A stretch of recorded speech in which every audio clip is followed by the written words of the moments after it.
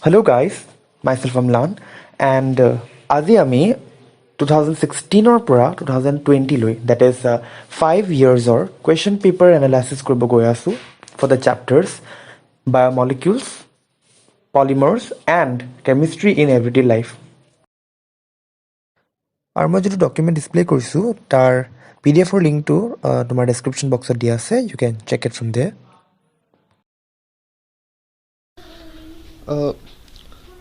So we shall begin with the analysis of the questions that have come in the year 2016.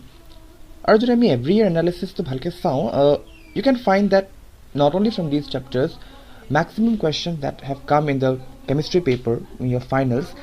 hey questions kini maximum tomar 1 mark but 2 marks or thake. That means ami gom paisu the range of questions that can come.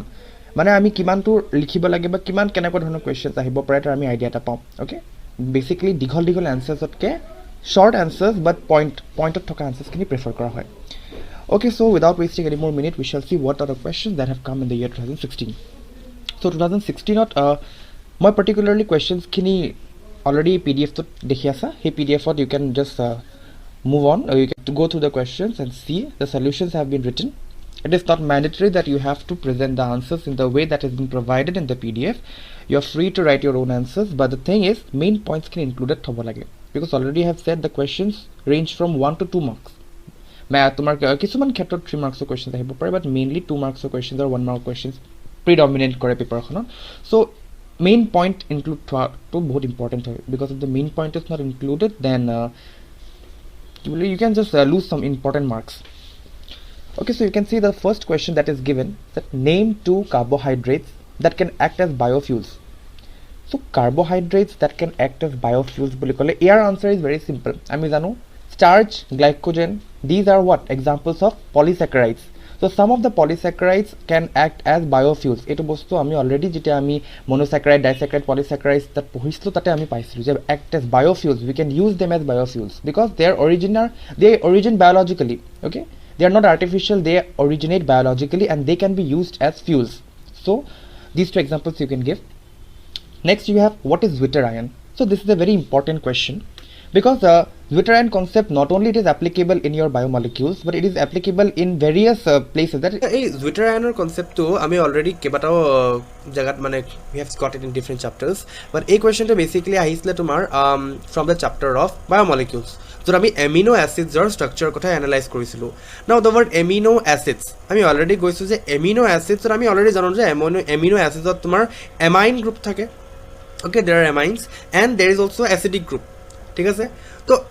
আমি এনে in general Zwitter ion বুলি কলে হে ion to বুঝো. With the Zwitter ion is that particular ion which contains both a positive part and a negative part. মানে হে compound to যত তোমাৰ এটা positive ion তোমাৰ negative ion coexist কৰে একেলগে, ঠিক আছে, তাকে আমি Zwitter ion বুলি কম.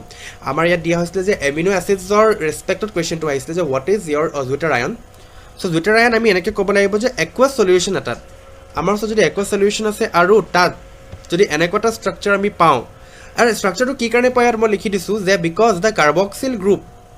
যেটো আমাৰ কাৰ্বক্সিল গ্ৰুপ প্ৰেজেন্ট আছে এনেকটা জায়গাত, মানে এনেকটা স্ট্ৰাকচাৰটো amine group and carboxyl group that is তোমাৰ এমিনো এসিডছ য'ত থাকে, ইয়াত কি হয় কাৰ্বক্সিল গ্ৰুপ এটা প্ৰটোন এৰি দিয়ে. এই প্ৰটোনটো এৰাৰ লগে লগে কি হয়, এই প্ৰটোনটো তোমাৰ যেটো হেৰি আছে এই প্ৰটোনটো তোমাৰ যেটো এমাইন গ্ৰুপ আছে, এমাইন গ্ৰুপত থাকিব তোমাৰ কি বুলি ক'ব পাৰা, সাপোজ এমাইন গ্ৰুপত লোন পেয়াৰছ কনসিডাৰ থাকিব ন, এটা হেই কাৰ্বক্সিল গ্ৰুপৰ পৰা প্ৰটোনটোৱে গৈ তোমাৰ হেই এমিনো গ্ৰুপত, মানে এমিনো গ্ৰুপটো তোমাৰ কি কৰিব, হি একসেপ্ট কৰিব, এমিনো গ্ৰুপটো তোমাৰ এই পাৰ্টিকুলাৰ প্ৰটোনটোকে হি একসেপ্ট কৰিব. একসেপ্ট কৰাৰ পাছত তোমাৰ এনেকটা ষ্ট্ৰাকচাৰ ল'ব, বিকজ কাৰ্বক্সিল গ্ৰুপটোৱে এটা প্ৰটোন ডোনেট কৰিছে, গতিকে তাত তোমাৰ কি আহিব, এটা নেগেটিভ চাৰ্জ আহিব, বিকজ পজিটিভ তোমাৰ কাৰ্বক্সিল গ্ৰুপটোৱে এটা প্ৰটোন ডোনেট কৰিছে, গতিকে তাত কি হ'ল নেগেটিভ চাৰ্জৰ তোমাৰ কি বুলি ক'ব পাৰে ডেন্সিটি বাঢ়ি গ'ল, negative charge density increases, that is why negative ion এটা তুমি ক'ব পাৰা যে নেগেটিভ চাৰ্জ এটা জেনেৰেট হৈছে তোমাৰ. এণ্ড যেটো তোমাৰ এমাইন গ্ৰুপে তোমাৰ হেৰিটো ল'ব, প্ৰটোনটো ল'ব, তাত পজিটিভ চাৰ্জ বাঢ়িব, চ' এটা পজিটিভ চাৰ্জ তোমাৰ জেনেৰেট হ'ল, ৰাইট. চ' তেনেকুৱা এটা আয়নিক ষ্ট্ৰাকচাৰক Zwitter আয়ন বুলি কয়. Zwitter আয়ন মানে গম পাইছা ন, positive charge and negative charge coexist কৰিছে. এমিনো এসিড এটাই Zwitter আয়ন জেনেৰেট কৰে. ইয়াত মই ডায়াগ্ৰামত দেখাই থৈছোঁ যে এমিনো এসিড এটা এমিনো এসিড হয় ইয়াত আমি ভালকে যদি মন কৰো we have this is your NH2 মানে একচুয়ালি গোটেই বস্তুটোৰ কথা কৈছো this is going to be your amine group এটা এমাইন গ্ৰুপ হল এন্ড দেন আদাৰওয়াইজ এগেইন তোমাৰ এই পাৰ্টটো হৈ গল তোমাৰ কি কাৰ্বক্সিলিক এসিডিক গ্ৰুপ সো আমি ক'ব পাৰো যে এমিনো এসিডছ আমি অলৰেডি জানো যে কাৰ্বক্সিলিক এসিড আৰু এমাইন গ্ৰুপ এটা তোমাৰ এক্সিষ্ট কৰে এমিনো এসিডছ নামটো সেইকাৰণে এমিনো এসিড তো ইয়াত কথাটো কি হৈ যায় ইয়াৰ এই প্ৰটনটো কি হয় এই বন্ডাল ব্ৰেক হৈ পিনে এই প্ৰটনটো কি হয় তোমাৰ এই নাইট্ৰজেনটো লোন পেয়াৰ থকা নাইট্ৰজেনটো কি কৰে তোমাৰ গেইন কৰিব পাৰে এই প্ৰটনটো ইয়াৰ OH বন্ড ক্লিভেজ হয় তোমাৰ হাইড্ৰোজেনত এই হাইড্ৰোজেনটো এই প্ৰটন হিচাপে ওলাবই তো অক্সিজেনৰ ওপৰত তোমাৰ অটোমেটিকলি নেগেটিভ চাৰ্জ এটা পৰিব ৰাইট তো অক্সিজেনৰ ওপৰত নেগেটিভ চাৰ্জ পৰিলে তো অক্সিজেনৰ ওপৰত নেগেটিভ চাৰ্জ পৰিব আৰু তোমাৰ এফালে যেটো প্ৰটন ললে নাইট্ৰজেনে যেটো প্ৰটন ব্ৰেকিং হোৱাৰ পিছত ললে এই লোন পেয়াৰ কিটা স্যাটিসফাই হৈ যাব তোমাৰ এডাল বন্ড হৈ যাব তো এই বস্তুটো কি এটা প্ৰটন লোৱাৰ পিছত তোমাৰ ইয়াত তোমাৰ NH3 বুলি লিখিব পাৰা তুমি দ্যাট মিন্স এটা প্ৰটন এড হল তো দিস লোন পেয়াৰস উইল ভ্যানিশ তাৰ জায়গাত কি হ'ব লোন পেয়াৰটো নালাগে তুমি লোন পেয়াৰটো লিখিব নালাগে আলটিমেটলি ইয়াত তোমাৰ কি নাইট্ৰজেনটো তোমাৰ পজিটিভলি চাৰ্জ হৈ যাব বিকজ তাত এটা এক্সট্ৰা প্ৰটন তোমাৰ এড হৈছে ঠিক আছে এই বস্তুটো সো আলটিমেটলি এই স্ট্ৰাকচাৰটো আমাৰ ৰিজাল্টত আমি এই স্ট্ৰাকচাৰটো আমি পাওঁ we get this cut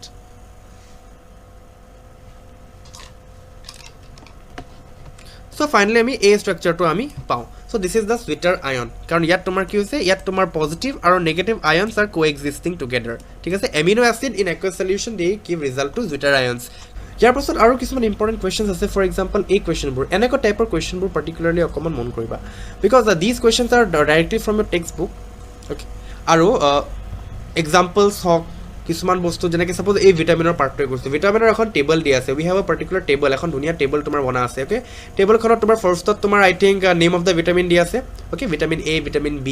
vitamin C vitamin D এনেকৈ তাৰপাছত তোমাৰ ইয়াত দিয়া আছে তোমাৰ after date in this table you have in your NCERT textbook okay chemistry NCERT textbook class 12 তাতে আছে যে ইয়াত তোমাৰ দিয়া আছে the sources কোৰ পৰা আমি পাওঁ কিছুমান ফুড আইটেমছত পোৱা হয় কিছুমান তোমাৰ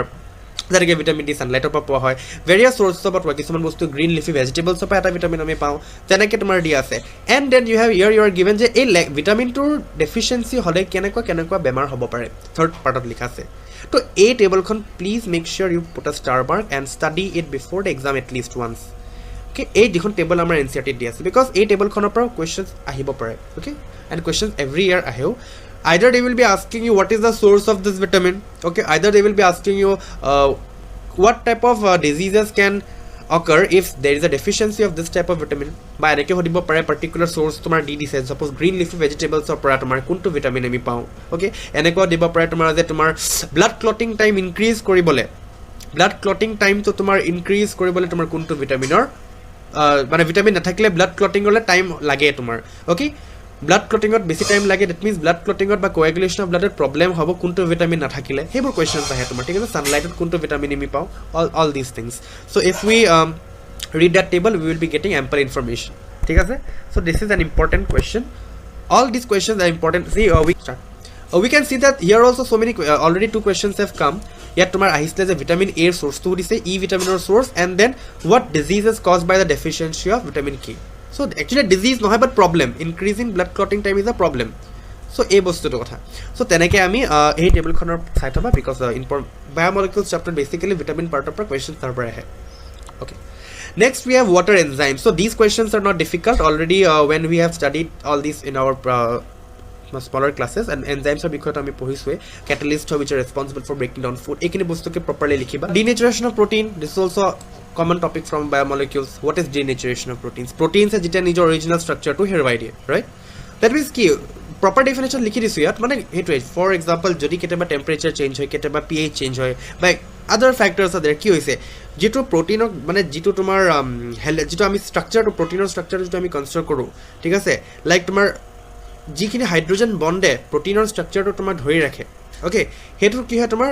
those hydrogen bonds are disturb আৰু হেতু কাৰণে কি হয় তোমাৰ যদি ফাইব্ৰাছ প্ৰটিন আছিলে বা তোমাৰ যিটো হেলিকেল ষ্ট্ৰাকচাৰ প্ৰটিনটো আছিলে হে হেলিক্সটো তোমাৰ কি হয় আনকয়েল হ'ব ষ্টাৰ্ট হৈ যায় যদি গ্লোবুলাৰ প্ৰটিন আছিলে তোমাৰ গ্লোবুলাৰ প্ৰটিনটো যিটো মানে ফল্ডিং হৈছিলে সেই ফল্ডিংটো তোমাৰ হাইড্ৰোজেন বন্ডৰ কাৰণে হয় হেতু বস্তু তোমাৰ মানে হাইড্ৰোজেন বন্ডৰ কাৰণে হয় বুলি আমি ধৰো যে গ্লোবুলাৰ প্ৰটিনৰ তোমাৰ কি হয় গ্লোবিউলছবোৰ খুল খাই যায় বুলি কোৱা হয় মানে আলটিমেটলি প্ৰটিনৰ গ্ৰেনুলাৰ ষ্ট্ৰাকচাৰ যিটো অৰিজিনাল ষ্ট্ৰাকচাৰ আছিলে হেতু তোমাৰ ডিস্টাৰ্ব হ'ব ষ্টাৰ্ট কৰে That means তুমি কি কৰো প্ৰটিনটো নিজৰ biological activity হেৰুৱাই দিয়ে okay it loses its activity and that is only known as denaturation of protein okay ইয়াত মই example নাই দিয়া but you can also give an example of denaturation of protein what example you can give হেতু হৈছে তোমাৰ কি boiling of an egg okay boiling of an egg ত আমি example দিব পাৰো যে এগটো যদি আমি বইল কৰো তেতিয়া তাত প্ৰটিনৰ স্ট্ৰাকচাৰটো বেলেগ থাকে and বইল কৰাৰ পাছত আমি দেখো যে এগৰ ভিতৰত তোমাৰ কোনো ওয়াটাৰ নাথাকে but initially water থাকে তাত তো ওয়াটাৰ খিনি তোমাৰ নাইকিয়া হৈ যায় সেই ওয়াটাৰ খিনি gets used in তোমাৰ কি বুলি কয় changing the structure of protein মানে ডিনেচাৰেশ্যন অফ প্ৰটিনত তোমাৰ সেই ওয়াটাৰ খিনি ইউজ হৈ যায় প্ৰটিনৰ স্ট্ৰাকচাৰটো চেঞ্জ হতে সেই ওয়াটাৰ খিনিৰ কন্ট্ৰিবিউশন আহে এন্ড কোৱেশ্চন আসলে থাকে এনেকুৱা কিবা এটা এগৰ স্ট্ৰাকচাৰটো where does all the water disappear when egg is boiled এনেকুৱা কোৱেশ্চন আছে তোমাৰ বুকত চাবা ঠিক আছে so this is basically just the definition I have given denaturation of protein definition ঠিক আছে okay next we shall move to the next questions আৰু A2 this chapter basically তোমাৰ যেটো আমি polymer chapter to মই কৈ আছো polymer chapter all the polymers that are given in the textbook okay textbook basically যিখিনি আছে সেইখিনি plus tar monomer units কিটাৰ structure and tar uses kita is very important সেইখিনি বস্তু for every polymer you have to see on ইয়াত যেনেকৈ বেকেলাইটৰ question দিছে ইয়াত question আহিছে বেকেলাইটৰ তো বেকেলাইটৰ জায়গাৰ বেলেগ যিকোনো কোৱেশ্চন আহিব পাৰে সো আমি জাস্ট মনোমাৰ ইউনিটস খিনি জানিবলৈ ইয়াত নাম অকল লিখি দিয়া হ'ব you can also draw the structure if you wish যদি বেছি মাৰ্কছ দেখা ওকে ফেনল এণ্ড ফৰ্মালডিহাইডৰ স্ট্ৰাকচাৰ বেকেলাইট ইটসেলফ তাৰ স্ট্ৰাকচাৰ গোটেইখিনি বস্তু ধুনীয়াকৈ দিয়া আছে সেইখিনি বস্তু আমি এবাৰ যদি ষ্টাডি কৰোঁ এবাৰ যদি মনত ৰাখোঁ বা আমি নোট কৰি থওঁ সেপাৰেটলি তেতিয়া আমাৰ হেল্প হ'ব গোটেইখিনি বস্তু ইম্পৰ্টেণ্ট হয় ঠিক আছে বেসিক্যালি এই মনোমাৰ ইউনিটছবোৰ চাব নাপাহৰিবা every polymer okay it is not necessary যে কিতাবৰ পিছফালে যেটা কোৱেশ্চন আছে সেইখিনি সাম নহয় বা প্ৰিভিয়াস ইয়াৰ এখিনি কোৱেশ্চন আহিছে বুলি এখিনি নহয় গুটেখিনি ইভেন মই তোমাক আই থিংক তোমাৰ পলিমাৰ লাষ্টৰ ফালে তোমাৰ বায়োডিগ্ৰেডেবল পলিমাৰ বুলি কোৱেশ্চন আছে হেতু ইম্পৰ্টেন্ট হয় হেতু কোৱেশ্চন আহে কেতিয়াবা what are the examples of biodegradable polymers কি PHBV কিবা এটা এনেকুৱা আছে সেইখিনি বস্তু চাবা